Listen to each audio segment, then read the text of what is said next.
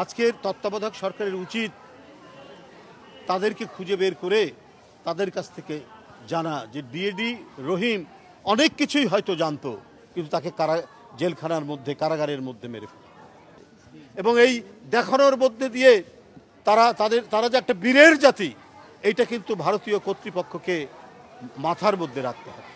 বন্ধুরা আমার, পিলখানা হত্যাকাণ্ডের মতো ঘটনা, এইটা নিয়ে সংশয় দীর্ঘদিনের, এটা কারা ঘটিয়েছে? আজকে কিন্তু প্যান্ডোরার বাক্স খুলতে শুরু করেছে। ডিএডি রহিম জেলখানার মধ্যে কারা তাকে হত্যা করেছে, কেন সে জেলখানার মধ্যে মারা গেল? সেই সময়ের যে জেলখানার যে আইজি প্রিজন ছিলেন সেই সময়, আজকের তত্ত্বাবধায়ক সরকারের উচিত তাদেরকে খুঁজে বের করে তাদের কাছ থেকে জানা যে ডিএডি রহিম অনেক কিছুই হয়তো জানতো, কিন্তু তাকে জেলখানার মধ্যে কারাগারের মধ্যে মেরে ফেলে। অনেক ঘটনা, অনেক কিছুই অনেকে জানে, এখন একটু একটু সবাই মুখ খুলছেন। এমনকি বিডিআরের যিনি ঘটনার পর যিনি ডিজি হয়েছেন, তিনিও কিন্তু অনেক কথা বলেছেন, যে কথাগুলো আমরা সব কিছু বলেছি।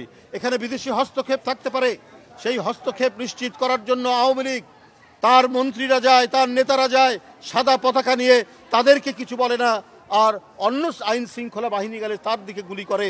এই সমস্ত রহস্য আজকে মানুষের মনের মধ্যে দানা দিয়েছে। তাই 2009 সালের 25শে ফেব্রুয়ারি ঘটে যাওয়া যে ঘটনা, এটা ছিল অত্যন্ত দুরভিসন্ধিমূলক। এইটা বাংলাদেশের নিরাপত্তাকে বিঘ্নিত করার জন্য কোনো আন্তর্জাতিক ষড়যন্ত্র।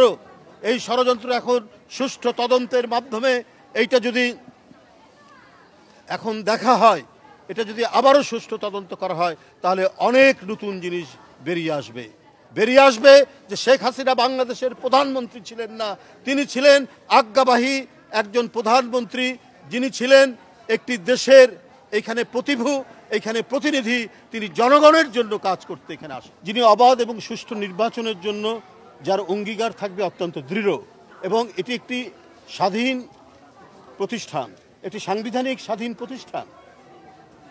যেই ক্ষমতায় আসুক না কেন, আপনার নির্বাহী বিভাগের রক্তচক্ষুর কাছে নির্বাচন কমিশন মাথা নোয়াবে না। আজকে যদি এর আগে যে হুদা কমিশন যারা ছিলেন, তারপরে আউয়াল কমিশন, রাকিব কমিশন, তারা সেই কাজটি করেনি।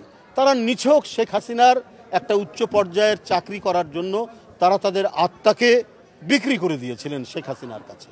তারা তাদের মাথাকে নত করেছিলেন শেখ হাসিনার পদতলে, যার কারণে এই দেশ থেকে অবাধ সুষ্ঠু নির্বাচন এবং এই নির্বাচন না থাকার কারণে আইনের শাসন এবং বিচার বিভাগের স্বাধীনতা সব কিছুই ধুলায় লুটিয়ে দেওয়া হয়েছে।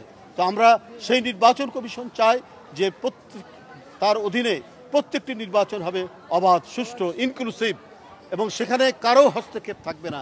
যেখানে অন্যায় হবে সেই অন্যায়কে দূরীভূত করার জন্য নির্বাচন কমিশন নিজস্ব শক্তি বলে সেখানে পদক্ষেপ গ্রহণ করবেন।